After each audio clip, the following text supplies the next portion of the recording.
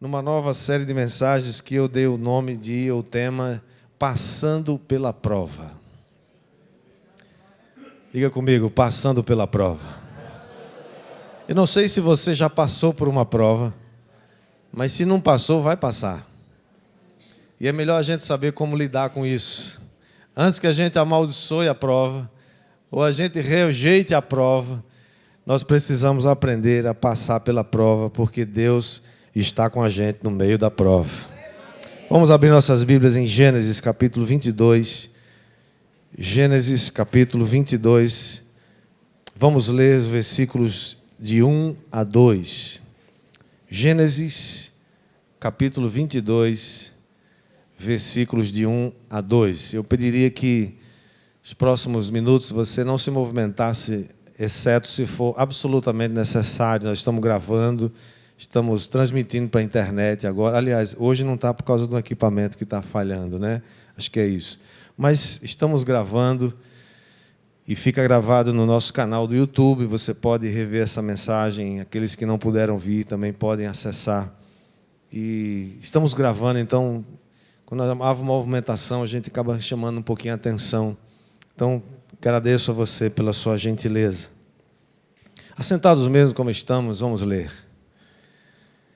Diz assim: depois dessas coisas, pôs Deus a Abraão à prova e lhe disse: Abraão, e este lhe respondeu: eis-me aqui.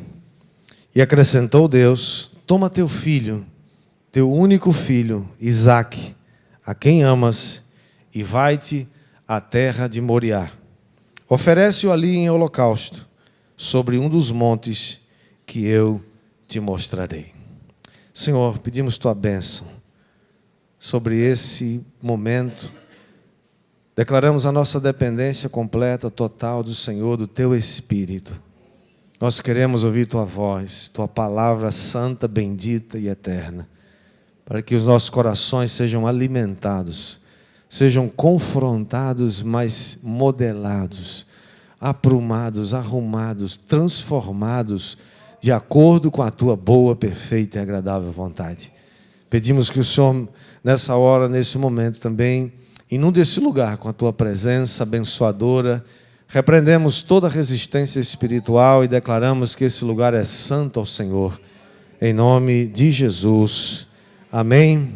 Todos dizem? Amém. Depois dessas coisas, pôs Deus Abraão à prova. A pergunta que a gente faz é: que coisas são essas que o capítulo 22 começa falando? Para você saber quais foram estas coisas, você precisa ler o que aconteceu dos capítulos 12 ao capítulo 21 de Gênesis. O chamado de Abraão começa lá no capítulo 12, quando Deus diz para ele: sai da tua terra e da tua parentela e vai para uma terra que eu te mostrarei. Abraão obedece, sai imediatamente, mas ele leva consigo Ló, seu sobrinho. Deus disse: sai da tua terra e sai do meio dos teus parentes. Deus tinha uma tarefa, uma missão para Abraão, mas ele traz Ló junto consigo, o que acaba sendo um grande problema para Abraão no futuro, e depois eles acabam tendo que se separar. Então, o primeiro erro de Abraão foi exatamente este: levar consigo seu sobrinho Ló.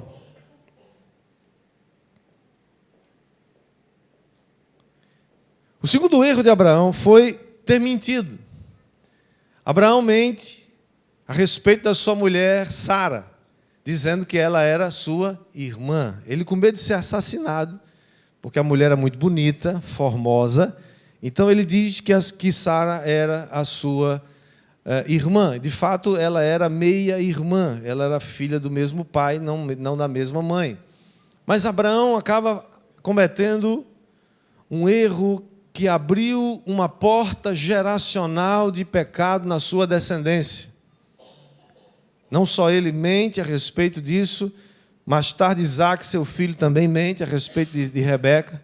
Mais tarde, Jacó também mente para ganhar a bênção, a tal ponto que ele foi, mais tarde Deus teve que lidar, tratar o seu caráter, mudando não somente o seu nome de Jacó para Israel, mas tratando essa debilidade da vida de Jacó. O terceiro erro de Abraão foi ceder à pressão popular ou da cultura naquele momento. Deus havia dito para ele que ele teria um filho, apesar de Sara ser estéril, eles não tinham filhos, mas Deus disse: você vai ter um filho, Sara, sua mulher, vai ter um filho, e nele será chamada a minha descendência. Os anos passam e Abraão e Sara não têm filhos. O que Sara faz? Sara dá uma mãozinha para Deus. Sara dá uma ajudinha para Deus. Quando a gente quer dar uma ajudinha para Deus, as coisas nunca saem como a gente imagina ou funciona. Sara oferece a sua criada, uma egípcia chamada Agar, para que Abraão se deite com ela e tenha um filho com ela.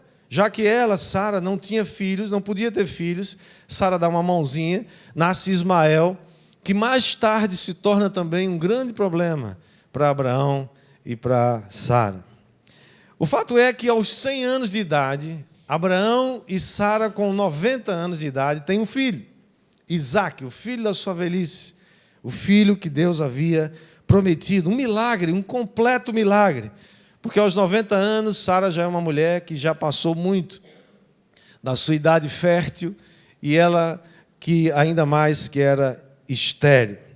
E eu fico imaginando como foi então a chegada daquele bebê numa família, num casal, ele com 100 anos e ela com 90. Imagina Sara levando Isaquinho para o pediatra. Está lá na sala de espera, aquelas mamães lá esperando, as mamães jovens, né, 20 anos, 25 anos, né, os meninos estão ali, os bebês, e está lá a vovó Sara com o netinho, que todo mundo pensa que é o neto dela. Aliás, dá para pensar que é o bisneto também, pela idade, né? E ela diz: não, é meu filho. Elas acreditam na brincadeira de Sara, mas o fato é que é filho de Sara. O texto hebraico, irmãos, a Bíblia no Antigo Testamento foi escrito em hebraico originalmente. E quando você lê o texto hebraico, o texto infere que Abraão, a partir do nascimento de Isaque, começa a tirar os olhos, começa a tirar as suas expectativas diante de Deus e começa a colocar em Isaque. Abraão começa a olhar a Isaque como um tesouro, uma coisa assim que você ganhou, que você conquistou, aquela coisa assim que você diz: uau! E sabe, tudo aquilo para onde você olha muito, olha demais, onde você coloca os seus olhos, aquilo começa a se tornar a sua adoração. E Deus sabia que ele precisava fazer algo, por isso ele diz: depois dessas coisas, pôs Abraão à prova, porque Deus estava interessado em trazer Abraão de volta à sua presença. Quantas vezes talvez você já tirou os olhos de Deus porque você conquistou alguma coisa maravilhosa? Tenho visto pessoas que tiraram Deus do centro e colocaram a esposa, colocaram o marido, colocaram a profissão. Nada pode alterar o curso da profissão, do trabalho, do ministério.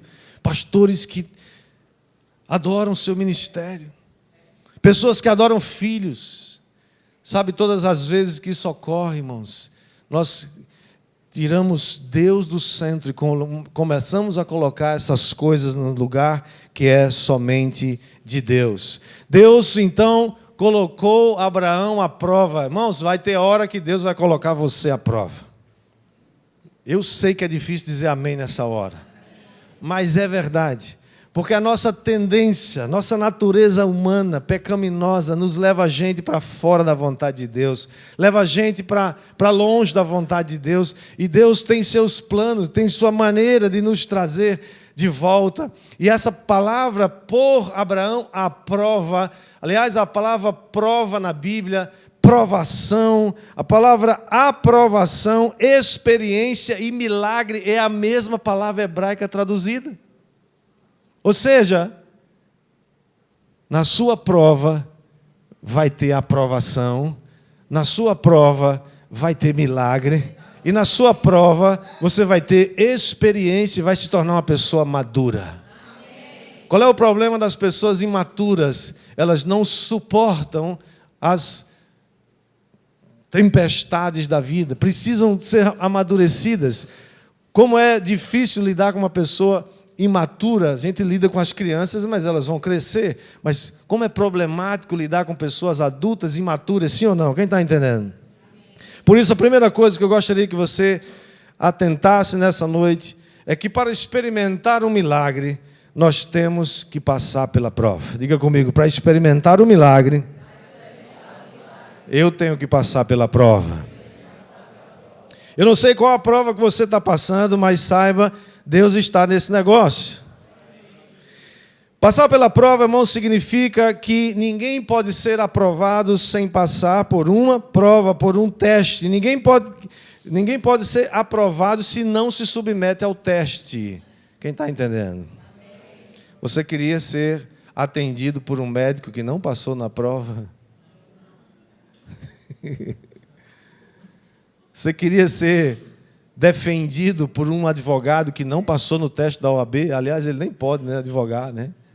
A prova, irmãos, nos leva adiante. A prova nos garante que a gente vai dar um passo adiante. Você, para confiar no médico, você precisa ter, pelo menos, né, a aprovação, e não significa que ele seja uma pessoa totalmente experimentada.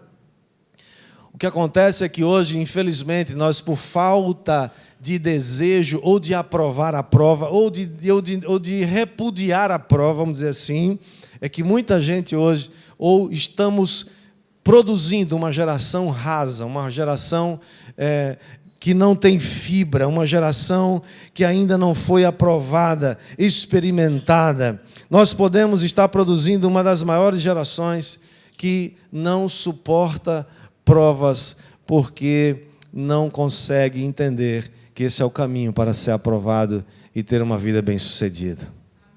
Quem está entendendo, diga amém. Agora, para você entender, por que é que Deus faz assim? Por que que não, será que não tem outro jeito? Não tem outro jeito da gente aprender que não seja pela prova? Para você entender isso, o caminho de Deus, entender a economia de Deus, o modo de trabalhar de Deus, você precisa ler Romanos, capítulo 5, versículo 1. Eu queria chamar você agora para ler comigo. Porque Gênesis 22 tem uma ligação profunda com Romanos, capítulo 5, versículos de 1 em diante. Diz assim: justificados, pois, mediante a fé, temos paz com Deus por meio de nosso Senhor Jesus Cristo, por intermédio de quem obtivemos igualmente acesso pela fé a esta graça na qual estamos firmes e gloriamo-nos na esperança da glória de Deus. Verso 3. E não somente isto, mas também nos gloriamos nas próprias tribulações. Diga comigo, tribulações. Sabendo que a tribulação produz perseverança, e a perseverança, experiência, e a experiência, esperança. Versículo 5. Ora, a esperança não confunde, porque o amor de Deus é derramado em nosso coração pelo Espírito Santo que nos foi outorgado. Segunda coisa que eu gostaria de compartilhar com você é que a fé em Cristo nos dá acesso à graça de Deus, mas ela também nos dá acesso às tribulações. Diga comigo, a fé em Cristo nos deu acesso à graça, mas também às tribulações. Nós nos gloriamos na esperança da glória de Deus, como diz o apóstolo falando aqui aos Romanos, mas nós também, irmãos, devemos nos gloriar nas tribulações. Como é que alguém pode se gloriar em provação, meu Deus? Como é que alguém pode se alegrar com tribulação? Tribulação a gente manda embora, sai daqui, vai de retro, está repreendido, sai daqui, capeta. Não é assim que a gente faz? Que quem gosta de provação, ninguém gosta. A gente gosta de sombra, de água fresca. A gente gosta de picanha, açaí. A gente gosta de boas conversas, né? Rir, contar piada. É bom demais. Mas sabe, irmãos, você sabe a diferença. Escute isso. Você conhece a diferença entre alguém que continua na imaturidade, na inexperiência, e alguém que já passou pela escola do sofrimento? Então, mocinha de Deus, moça abençoada, não casou ainda, vai casar em nome de Jesus. E quem crê diz amém. Nunca queira negócio com um filhinho do papai, que nunca passou por sofrimento, que recebe mesada sem trabalhar. Estou falando da mesadinha aquela para comer em casa, comer na rua assim, né? Estou falando de gente que recebe mesada aí de 4, 5 mil reais sem fazer nada. Uma mesadinha dessa é boa, né? Estou falando de gente, irmãos, que não sabe o custo das coisas, que não conhece dificuldades, limites, que não sabe lidar com a frustração. Você viu esses dias aí, quantas vezes está acontecendo isso? O rapaz foi lá e matou a namorada porque a namorada acabou o namoro. Porque o que é isso? Uma geração que não sabe lidar com a frustração, que não sabe lidar com as debilidades da vida, com os limites da vida. E a graça de Deus é essa, irmãos, que nos leva, através da fé, a alcançar as promessas de Deus, mas a mesma fé que nos leva à graça e a alcançar as promessas é a mesma fé que nos leva a alcançar e passar pelas tribulações e ser vitoriosos nela. Quem crê e recebe, diga glória a Deus. Jesus passou pela prova. Jesus foi levado ao deserto para ser tentado pelo diabo. E o diabo tentou, aliás, um outro sinônimo para a tribulação é tentação. Muitas vezes nós estamos sendo tentados, estamos na prova. Alguns irmãos chamam de estreito, né? Estou no estreito, meu irmão, estou no estreito. Bendito o estreito que tu estás, varão abençoado. Porque é lá que Deus está te provando e você vai sair de lá fortalecido. Quem crê, diga amém. Sabe o que acontece? Muitas vezes nós estamos em amizade com o mundo. A graça de Deus vai produzir uma inimizade com o mundo, não vai produzir inimizade com as pessoas, vai produzir inimizade com o funcionamento do mundo, com a forma de pensar do mundo, com os valores mundanos. Se há amizade com o mundo é porque a graça ainda não foi alcançada, ou ainda você ou eu não fomos alcançados ainda com a graça, porque quando a graça nos alcança, há uma transformação na vida da gente. Portanto, você quer experimentar um milagre na sua vida? Quem quer experimentar milagre na vida? Então seja bem-vindo às tribulações. Eu sei que o amém fica mais fraco nessa hora, mas creia. Terceira coisa, a tribulação, como diz o versículo, o texto de capítulo 5 de Romanos, diz que a tribulação vai produzir perseverança. Diga comigo, perseverança. E a perseverança vai produzir experiência. Diga experiência. E a experiência vai produzir esperança. Sabe o que acontece, amados? Olha só, olhe para mim agora. A fé combinada com as tribulações vão produzir uma corrente de reações positivas. Quando você descobre que o sofrimento de Cristo é uma prova de intimidade com Ele. Desconfie de crente que não sofre.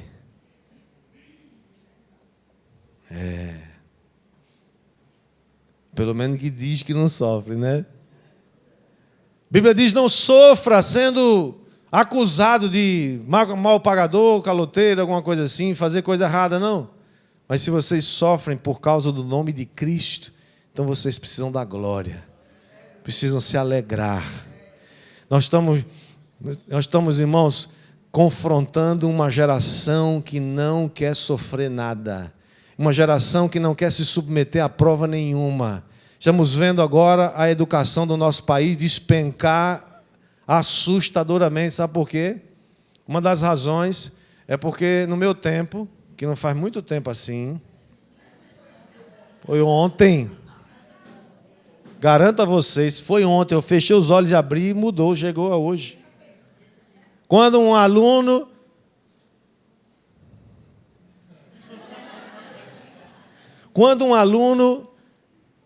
fazia as coisas erradas na escola, ia mal, desrespeitava o professor, não estava fazendo as coisas direito, o que a escola fazia? Manda chamar os pais.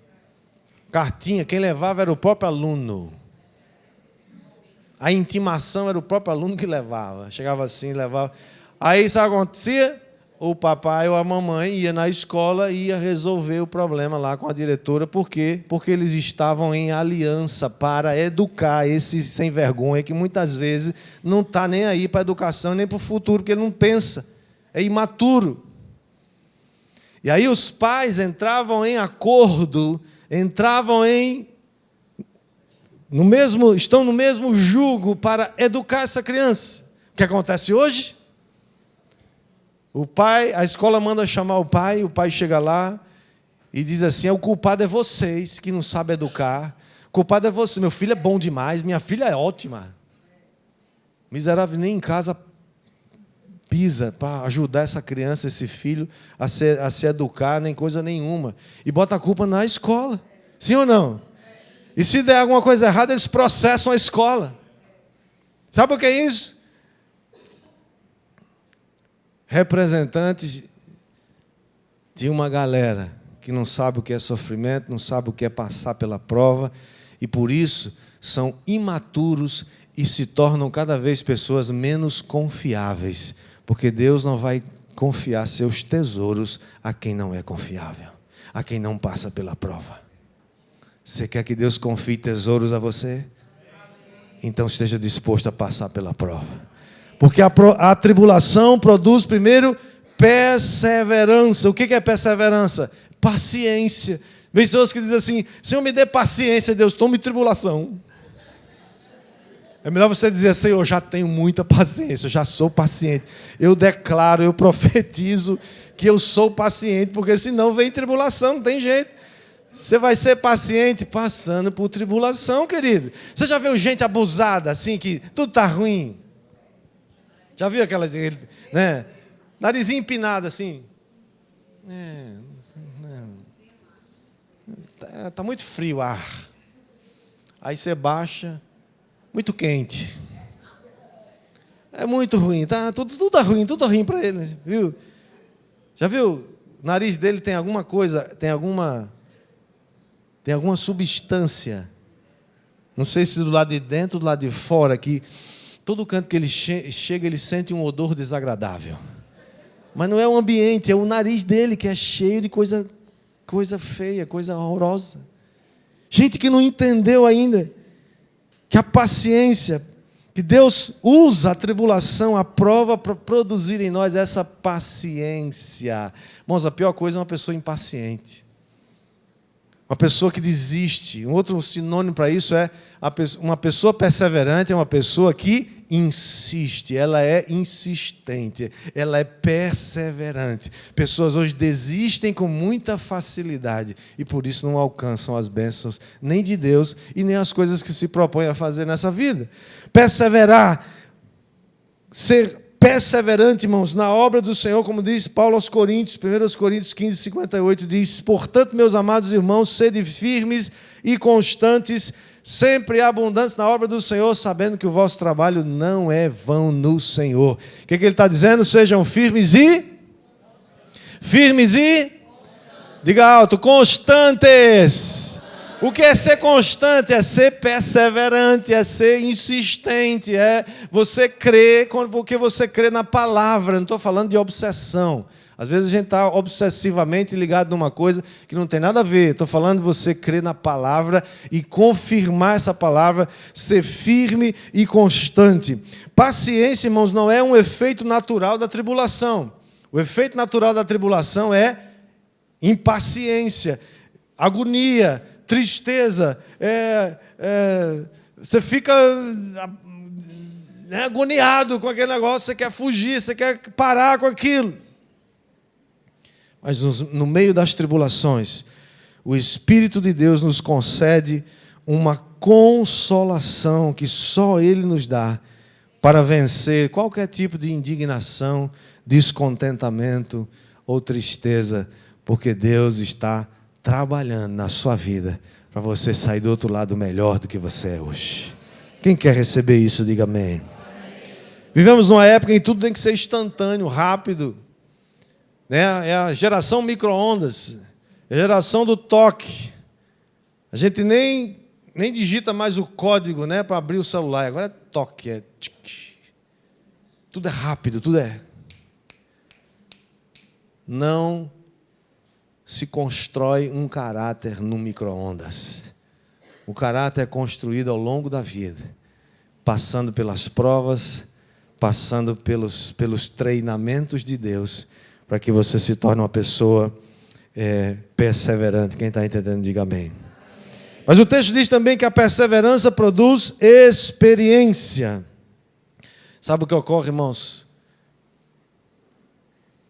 Nós precisamos experimentar Jesus todo dia. Você sabe por que tem um monte de gente hoje fora da igreja? Tem até uma galera aí chamada de desigrejados. É uma galera que não quer mais papo com igreja. Sabe o que eu posso afirmar para você? Igreja não salva ninguém. Prédio de igreja não salva ninguém. Pastor não salva ninguém.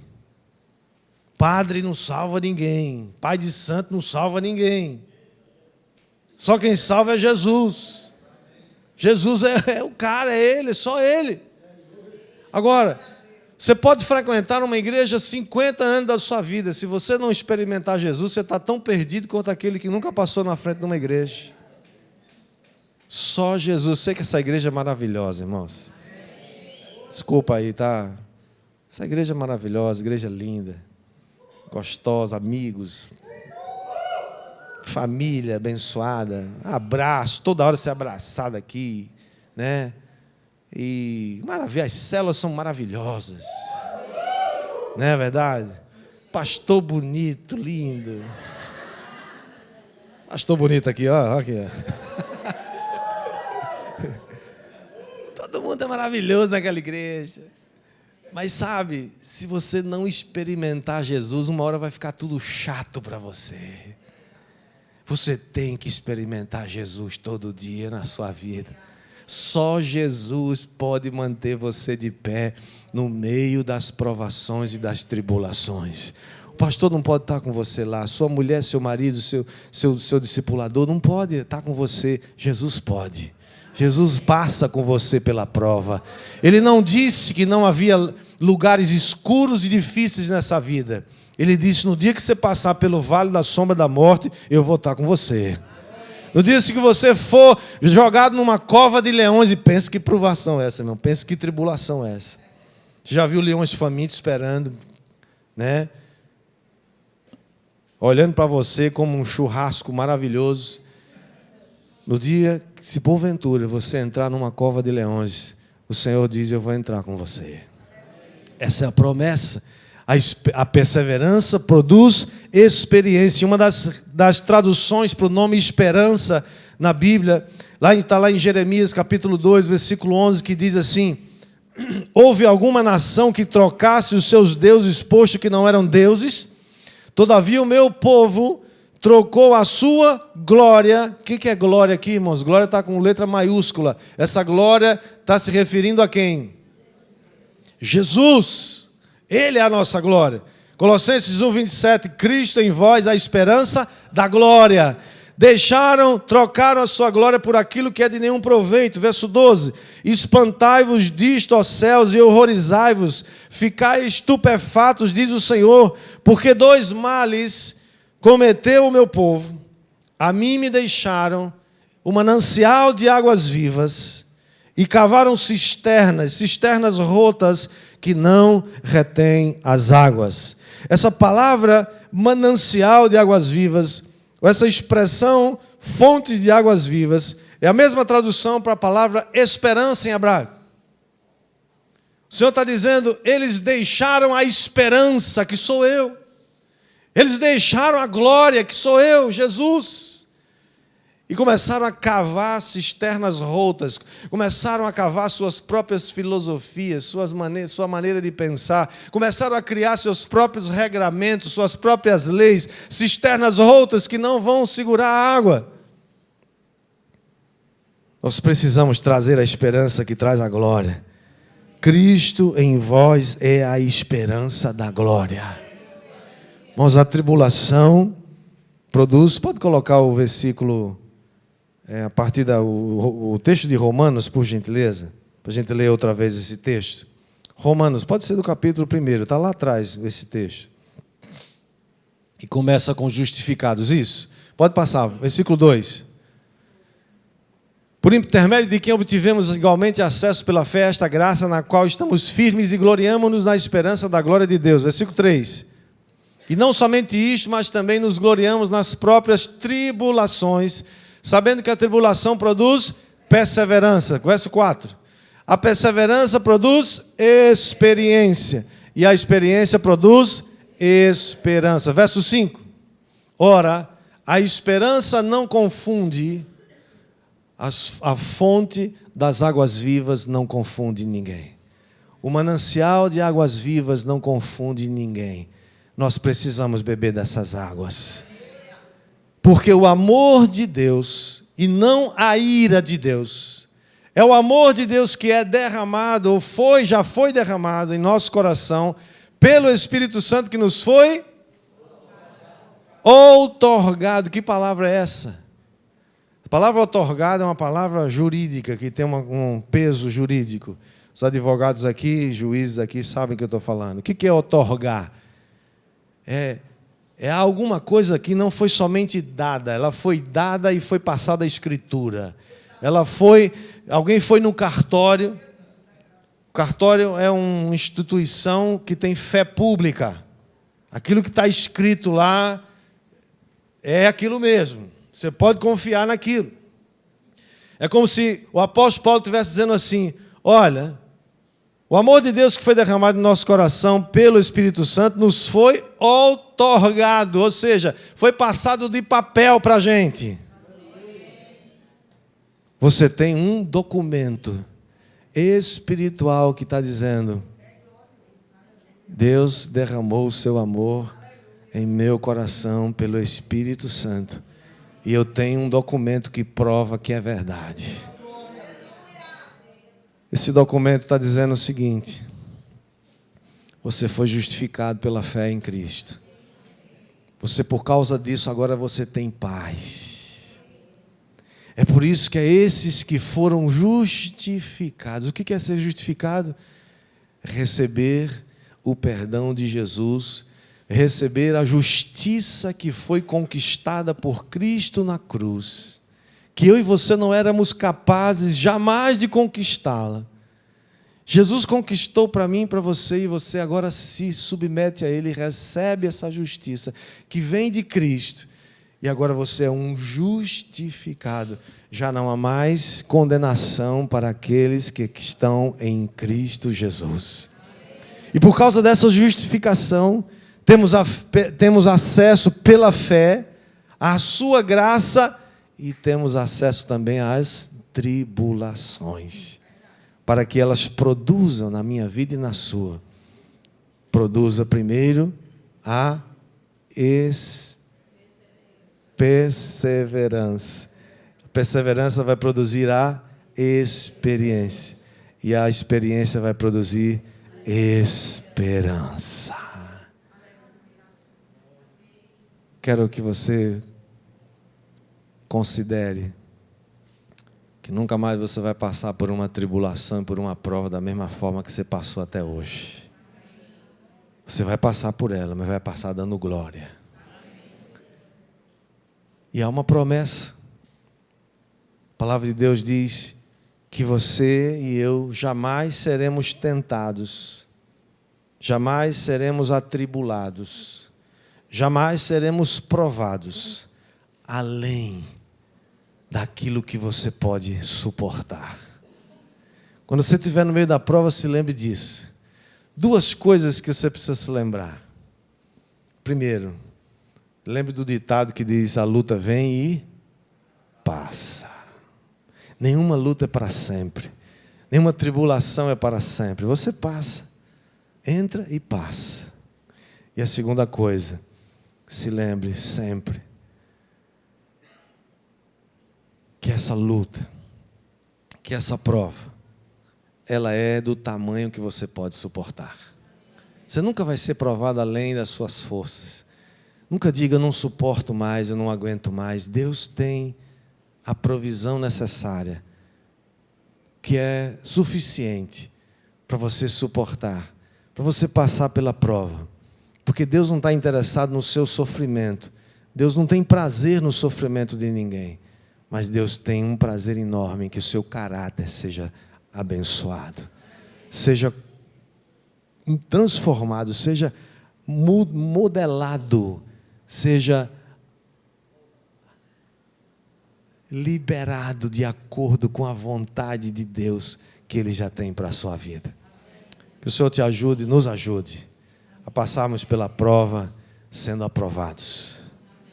Pessoas aprovadas vão receber um outro nível de entendimento, de sabedoria, e Deus vai cuidar daquilo que você não pode cuidar. Quem crê e recebe, diga amém.